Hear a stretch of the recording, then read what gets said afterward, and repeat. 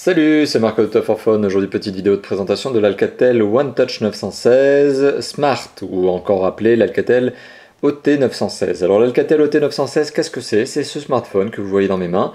Alors c'est un smartphone à clavier physique. Ici c'est un clavier AZERTY, donc version francophone, version française. Il existe également en version QWERTY, version donc anglophone. Donc c'est un smartphone à clavier physique, mais qui a la particularité aussi de posséder un écran tactile, comme vous le voyez, puisque je suis en train de naviguer dans les différents panneaux de l'accueil de ce système d'exploitation qui est Android. Donc voilà, donc c'est ce smartphone ici, donc avec clavier physique et écran tactile. Alors tout de suite, je préfère vous donner son positionnement prix. C'est un téléphone qui est en entrée de gamme. Il est commercialisé aujourd'hui, donc aujourd'hui c'est septembre 2012, à moins de 100 €. On le retrouve à moins de 100 € sur le web. Alors c'est une information qui est importante parce qu'elle vous permet de comprendre en fait qu'un certain nombre de composantes internes, donc certaines spécifications du téléphone, ne sont pas des plus abouties ou en tout cas des plus performantes. Ce téléphone ne se confronte pas directement avec certains téléphones comme le Samsung Galaxy S3, qui est par exemple la référence du marché des smartphones en ce moment. C'est un smartphone voilà, qui est vendu à moins de 100 €, qui est un prix donc très agressif, et c'est un smartphone qui, donc entrée de gamme, vous demande un certain nombre de concessions sur certaines de ses spécifications. Alors, une des spécifications sur laquelle justement vous allez devoir faire une concession, finalement, c'est la vitesse de ce téléphone, sachant qu'en fait, le téléphone est équipé d'un processeur donc simple cœur, 650 Hz. Et alors, à ce processeur 650 Hz, sont ajoutés 256 MO de mémoire vive, de RAM. Donc voilà, donc vous avez un processeur de 650 MHz, et de l'autre côté, vous avez donc ces 256 MO de RAM, mémoire vive. Donc ces deux éléments-là font que le téléphone, premièrement, n'est pas capable de faire fonctionner des jeux 3D. La deuxième conséquence, c'est que certains jeux qui pourtant ne sont pas gourmands, comme par exemple du Angry Birds Saison, vont mettre jusqu'à 45 secondes pour se lancer. C'est exactement le test que je vous montre tout de suite. Donc là, je viens de lancer le jeu. Je vais le laisser passer pendant 45 secondes. Eh bien voilà, le menu va rester en loading avant de me passer en play, tout simplement. Et pourtant, ce jeu n'est pas très gourmand. Donc la première concession, finalement, lorsque l'on achète un Alcatel One Touch 916 Smart, c'est une concession sur la vitesse et une concession notamment sur les jeux 3D que vous ne pourrez pas avoir. Ça, c'est la première concession. La deuxième concession est sur la mémoire embarquée interne, la mémoire de stockage. L'Alcatel OT916 ne comporte que 150 MO de mémoire interne de stockage, mais fort heureusement, il y a un emplacement micro SD qui se trouve donc sous le cache batterie. D'ailleurs, je vais vous le montrer tout de suite. Et cet emplacement micro SD vous permettra d'ajouter jusqu'à 32 Go de mémoire supplémentaire. Donc l'emplacement micro SD est ici.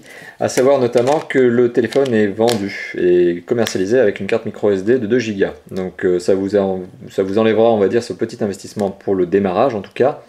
Donc vous avez 150 MO de mémoire interne et 2 Go de carte micro SD qui sont fournis donc avec le téléphone. Donc ça, c'était la deuxième concession, mais en tant que tel, ça n'est pas très grave, parce que des téléphones entrée de gamme avec 150 MO de RAM, de mémoire vive, pardon, mais qui à côté ont un emplacement micro SD, et ben voilà, ça va, ça fait le coup, ça le va, le coût est acceptable. Donc il n'y a pas trop de problème là-dessus, surtout qu'une carte micro SD de 32 Go aujourd'hui sur le web, ça vaut entre 20 et 30 €, donc ça reste tout à fait acceptable. Donc c'est là la première concession finalement, c'est ce processeur, cette mémoire vive. La deuxième concession, c'est finalement la mémoire embarquée mais qui est de stockage, donc, mais qui est un peu limitée, mais c'est pas très grave. Pour le reste, le téléphone est un téléphone qui est bien équipé, bien doté, qui a un design qui est plutôt agréable, plutôt classe, même plutôt pro. Sa boîte de l'Alcatel, c'est pas cheap, contrairement à ce que l'on pourrait se faire comme idée sur ce constructeur là. On n'est pas sur des matériaux cheap. Le cache batterie est bien placé, il est pas mou, le châssis est plutôt rigide, donc pas de souci là-dessus. Et voilà, on a une esthétique qui est plutôt valorisante. Ici on en a une déclinaison donc qui est cache batterie blanc, donc carrosserie blanche avec carrosserie grise couleur aluminium. Il en existe une version, comme vous le voyez sur la boîte, qui est une version noire. Voilà, donc c'est les deux couleurs qui existent aujourd'hui sur ce téléphone. Une esthétique plutôt valorisante, des dimensions tout à fait convenables, puisqu'on est sur un téléphone qui fait 11,7 cm de haut et qui fait 6,5 cm de large, et un peu plus d'1 cm d'épaisseur. Le tout pour 126 grammes seulement, donc c'est léger. Voilà, c'est enfin en tout cas dans la bonne moyenne des smartphones. C'est ni trop lourd ni trop léger, ça tient bien en main et ça se glisse parfaitement dans une poche. Alors maintenant, pour en revenir à l'écran tactile. Alors c'est un écran tactile capacitif, c'est la meilleure des technologies aujourd'hui qui existent pour le grand public, par opposition au résistif, qui est une technologie un peu obsolète aujourd'hui et que l'on ne voit que très rarement sur les téléphones, y compris des entrées de gamme. C'est un écran qui fait 2,4 pouces, c'est un peu plus de 6 cm de diagonale, c'est 262 000 couleurs et c'est une résolution de 240 pixels de haut par 320 pixels de large. Donc c'est pas du HD, donc on ne peut pas avoir de vidéo HD là-dessus. Par contre on peut regarder des vidéos tout à fait convenablement, lire des emails, regarder une page web sans aucun problème. Là il n'y a pas de souci. Voilà. Donc là par exemple j'affiche une page, qui est la page donc, de Top 4 Phone, qui est une page de test. Donc ça charge tout simplement. Donc il faut savoir que là je suis en Wi-Fi, bon j'ai un Wi-Fi qui rame un petit peu chez moi, toujours la même chose. Et voilà, donc écoutez, le défilement est tout à fait normal, sachant que pour faire défiler, donc vous l'avez vu, je peux tout simplement utiliser l'écran tactile, ou je peux utiliser ce petit pad, qui est un petit pad sensitif, qui me permet donc de naviguer de haut en bas et de droite à gauche, tout simplement. Si on fait un petit tour du design, donc justement je vous ai évoqué les tailles, je vous ai évoqué le poids, donc maintenant je vais vous évoquer un petit peu l'esthétique même du téléphone. Donc vous avez sur la face avant, comme je vous l'évoquais, une façade gris couleur aluminium sur sa déclinaison couleur. Donc qu'est-ce que l'on a sur la face avant? On a le haut-parleur justement, en tout cas l'écouteur, l'écran 2,4 pouces, 4 touches sensitives rétroéclairées, une touche décrochée, raccrochée, le pad sensitif, donc qui ne s'enfonce pas, hein, qui est vraiment du sensitif, un clavier AZERTY qui existe également en QWERTY donc, et l'entrée micro. Ça c'est sur la face avant. Sur le côté gauche, on retrouve le bouton raccourci appareil photo et une petite place pour la dragonne. Sur le dessus du mobile, on retrouve un jack 3.5, le bouton on-off veille. Sur la droite du mobile, on retrouve le volume, plus-moins, donc c'est le contrôle volume. La petite fente pour enlever le cache batterie, comme je vous l'ai montré. Sur l'arrière du mobile, on retrouve l'appareil photo, qui est un 5 mégapixels, qui prend des photos, on va dire, convenables, un flash LED et le haut-parleur. Voilà. Le marquage Alcatel, bien évidemment, sur la face avant, et le marquage One Touch, donc qui est la gamme, finalement, qui est sur l'arrière du mobile. Voilà, ça c'est pour l'aspect esthétique. Donc un téléphone qui, comme vous le voyez, est relativement valorisé. Pas de problème là-dessus. Qu'est-ce que je peux vous évoquer d'autre? Eh bien, écoutez, côté performance, je vous l'ai indiqué. Côté système d'exploitation. Alors, on est sur un Android 2.3, un Gingerbread, pardon, avec mon très bon accent anglais. Donc c'est un système d'exploitation qui fonctionne très bien, qui est complet. On le voit notamment, qui est très social media. On a du Twitter, on a du Facebook. Et comme on est sur un système d'exploitation qui est made by Google, avec un tout petit design arrangé par Alcatel, on trouve toutes les applications de base Google. Donc on trouve notamment du YouTube. Donc je vais lancer une petite vidéo YouTube, ça vous permettra d'avoir une idée de la qualité de l'écran, de l'image même, en espérant que mon Wi-Fi ne me fasse pas trop de blagues aujourd'hui. Alors, je vais lancer d'ailleurs une petite vidéo musicale, comme ça, un petit clip, comme ça vous permettra aussi de vous faire une idée du son du haut-parleur. Alors, bon, je vais forcer la HD, mais ça va pas changer grand chose, puisque comme je vous l'évoquais, cet écran n'est pas HD.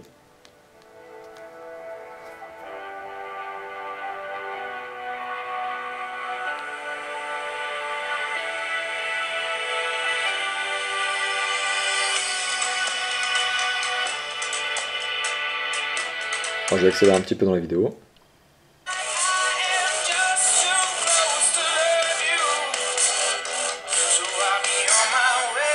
Donc l'image est plutôt propre, mais voilà, c'est pas de la HD bien sûr. Et le haut-parleur est de bonne qualité, il gère bien les basses, très moyennement les aigus, mais ce qui est normal. Donc voilà, pour écouter la musique, honnêtement, vous écouterez avec votre casque ou avec le kit Kéton qui est fourni. Voilà. Donc ça, c'était pour le petit interlude musical vidéo YouTube. Alors bien évidemment, vous avez aussi un lecteur MP3. Hein. Donc si on lance le lecteur MP3, ça vous donne une petite idée de l'esthétique du lecteur MP3. Donc là, je suis en train de naviguer tout simplement dans mes titres, donc, qui sont stockés sur ma carte mémoire. Donc je vais lancer un titre. Voilà.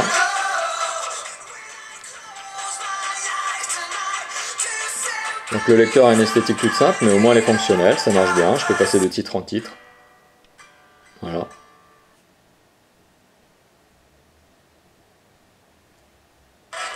Voilà. Donc ça, c'est le fameux lecteur MP3 de ce fameux Alcatel OT916. On a bien évidemment un gestionnaire de visuel, galerie, donc une galerie qui vous permet de naviguer dans vos vidéos et photos qui sont stockées donc sur votre carte mémoire ou dans la mémoire interne du téléphone, tout simplement. On a bien évidemment alors l'appareil photo, hein, qui est un 5 mégapixels comme je vous l'ai évoqué, donc il y a bien forcément cette fameuse application photo vidéo, donc il faut savoir que l'appareil photo gère aussi la vidéo, mais en basse qualité, 420p.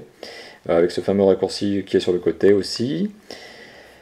Vous avez la possibilité également donc d'avoir un certain nombre d'applications. Alors, côté application, je vais revenir là-dessus, hein. Justement, comme on est dans l'univers Google, on a du Gmail, on a du Talk, on a du Maps, voilà, on a le Maps qui est une très bonne application justement qui vous permet de vous géolocaliser. Donc voilà, pour peu que là on arrive à avoir un Wi-Fi qui calcule bien et qui me donne la data pour accéder à la carte. Voilà. Donc on a une petite vue sur la carte. Et puis je vais passer tout simplement aussi sur le système d'exploitation, enfin pardon, l'application qui est navigation. Alors vous l'avez remarqué, lorsque je sors d'une application et que je reviens sur les panneaux d'accueil, on a un tout petit temps de latence. Alors c'est lié au processeur et à la mémoire embarquée, hein, comme je vous l'évoquais, il n'est pas extrêmement puissant ce téléphone. Il fonctionne bien, mais il prend un peu de temps. Et donc là c'est typiquement le cas. Là je suis sur une application, donc qui est l'application Google Navigation, hein, qui est une très bonne appli, qui me permet donc d'avoir une appli GPS gratuite, puisqu'elle est par défaut dans le téléphone. Elle a un avantage, c'est de vous permettre d'être connecté par exemple en data et donc d'avoir des informations d'infotrafic. Donc là vous savez par exemple que sur cette route là c'est vert, donc il n'y a pas de bouchon, donc tout va bien. Il y a une petite contrepartie à ce logiciel de GPS de navigation, donc c'est tout simplement que comme il est connecté en data, si vous partez à l'étranger par exemple, vous allez avoir des frais d'itinérance si vous l'utilisez. Et en France, vous allez forcément consommer votre forfait data, donc je vous conseille d'en avoir un d'ailleurs en illimité, sinon ça va vous coûter les yeux de la tête. Mais voilà, c'est la contrepartie de ce GPS qui est un GPS donc online, par opposition aux GPS qui sont offline et qui stockent de la carte, donc les cartes sur votre téléphone. Voilà, sinon pour le reste, écoutez, comme on est sur Android, pour télécharger de nouveaux jeux et de nouvelles applications, vous avez le Play Store, donc qui est l'ancien Android Market, et qui vous permet tout simplement de télécharger de nouvelles applications. Voilà, tout simplement. Donc on sent quand même, encore une fois de plus, vous voyez, je suis dans la navigation, on sent qu'il y a quand même un peu de lenteur, ça rame un petit peu, mais voilà, c'est la contrepartie de ce téléphone, vous voyez, le temps qu'il affiche le menu, on sent une petite latence. Mais au final, tout fonctionne et tout est toujours là. Ça fonctionne très très bien. Alors, qu'est-ce que je peux vous dire d'autre? En termes de connectivité, qu'est-ce que possède ce téléphone? Eh bien, il est complet. Il n'y a pas de connectivité manquante, il n'y a pas en tout cas d'aspects qui ne sont pas couverts. C'est un téléphone quadriband, donc vous pourrez l'amener partout dans le monde avec vous. C'est un 3G+, très très bonne note. Un 3G+, sur un entrée de gamme, c'est extrêmement rarissime. C'est un téléphone donc, qui est micro USB, qui vous permettra de synchroniser donc, ça avec votre ordinateur. Il a un jack 3.5, un slot micro SD comme je vous l'ai montré. Il est Wi-Fi, il est Bluetooth. Et vous avez notamment, puisque vous êtes sur Android, un accès rapide en tout cas aux fonctionnalités, donc vous pouvez activer assez facilement et désactiver donc très rapidement le Wi-Fi, le Bluetooth, le GPS, etc., etc. Donc voilà, un téléphone qui est connecté, sur lequel il ne manque pas grand chose, sur lequel il ne manque à mon avis rien du tout, si ce n'est certains amateurs de smartphones pourraient dire le NFC, mais encore c'est pas une norme super répandue aujourd'hui encore, donc le NFC pour moi à mon avis ne manque pas sur ce téléphone. Donc c'est un téléphone très complet, un téléphone qui présente un certain nombre d'avantages, en tout cas comme vous le voyez de voir. Côté multimédia, il est complet aussi. Comme on est sur Android, on peut télécharger tout ce qu'on veut comme application et comme jeu, sachant que les jeux 3D, comme je vous l'ai évoqué, ne fonctionneront pas. Tout simplement parce que la vitesse processeur et la RAM sont un petit peu faibles. J'enfonce le clou, mais c'est vraiment pour vous faire comprendre que c'est pas un téléphone ce téléphone n'est pas un foudre de guerre. D'ailleurs, on le voit sur le score AnTuTu Benchmark, donc c'est un score à 2303. Et quand on ramène ce score en confrontation avec d'autres mobiles du moment, ça vous le classe. Alors là, on va regarder un petit peu, le temps que ça se connecte. Alors lorsque l'on classe ce téléphone sur AnTuTu, par exemple, le concurrent le plus direct, par exemple, qui reste le plus connu, c'est un Samsung Galaxy S. Alors un Samsung Galaxy S, c'est quand même pas mauvais, c'est un téléphone qui est sorti il y a à peu près 3 ans, qui à l'époque était un haut de gamme. Donc finalement, qu'est-ce que ça veut dire? Ça veut dire que ce téléphone arrive à se confronter à des hauts de gamme qui ont 3 ans. Donc concrètement aujourd'hui, si vous le confrontez avec un téléphone haut de gamme, forcément là ça va être une catastrophe parce que le téléphone n'arrive pas à suivre. Mais voilà, c'est un téléphone qui est un haut de gamme d'il y a 3 ans et qui reste un entrée de gamme d'aujourd'hui. C'est un bon petit téléphone et voilà, il ne faut pas trop lui en demander, en tout cas en termes de jeu non. Donc comme je vous l'évoquais. Et en termes de saisie de SMS, par contre, voilà, en termes d'aspect professionnel, c'est parfait. Vous pouvez taper des SMS très rapidement, très facilement, vous voyez. Donc là, je suis en train de saisir avec le clavier physique. Bon, je suis peut-être pas très très bon avec le clavier physique, mais ça saisit bien. Et voilà. Je suis en train de taper Top 4 Phone très rapidement avec un clavier physique. Les touches du clavier physique tombent très bien sous les pouces et elles sont un peu bombées, donc ce qui vous permet de bien les accrocher avec les pouces. Donc voilà, c'est vraiment le point fort finalement de ce téléphone, c'est son clavier physique. Son clavier AZERTY qui tombe très bien sous les doigts, très bien sous les pouces, très fonctionnel, très utile, très agréable à utiliser. Un aspect très saisi finalement, parce que c'est un téléphone qui est vraiment tourné vers le navigateur internet, la saisie d'email, et la saisie de SMS. Donc c'est vraiment sa fonction première, c'est de taper très rapidement des messages. Il est un petit peu multimédia avec un appareil photo de 5 mégapixels. Il vous permettra de jouer à quelques petits jeux comme Angry Birds Season par exemple, mais vous allez devoir accepter, c'est donc ce que je vous évoque depuis le début, c'est là au moins la 5e fois que j'enfonce le clou, mais vous allez devoir accepter quelques lenteurs au niveau de ce téléphone. Pour le reste, eh bien écoutez, il a un design très sympa, il est très bien équipé, il est très bien doté et voilà, est très bien présenté, un design très sympathique. Donc vraiment, c'est un téléphone que l'on recommande. Concrètement, à moins de 100 € sur le marché aujourd'hui, donc ça fait un téléphone entrée de gamme, à moins de 100 €, des téléphones avec des claviers AZERTY aussi complets, qui sont notamment quadriband 3G+, Wi-Fi, Bluetooth, etc. On n'en trouve pas beaucoup, même je vais vous dire, on n'en trouve pas.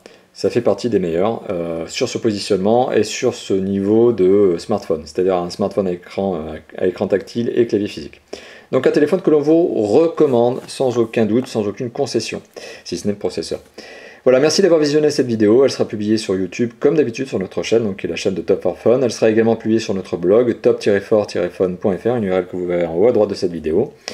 N'hésitez pas donc à commenter la vidéo, ma manière de vous présenter le mobile en lui-même, ce que vous en pensez, est-ce qu'il vous convient à votre utilisation par exemple, est-ce qu'il vous intéresse, est-ce qu'il vous conviendrait. N'hésitez pas également donc à commenter la nouvelle forme des tests que nous avons réalisés, donc celle que vous voyez aujourd'hui en vidéo, mais aussi des articles, puisque nous avons publié une nouvelle forme d'articles sur notre blog. Donc n'hésitez pas à nous dire si cela correspond en tout cas à vos attentes.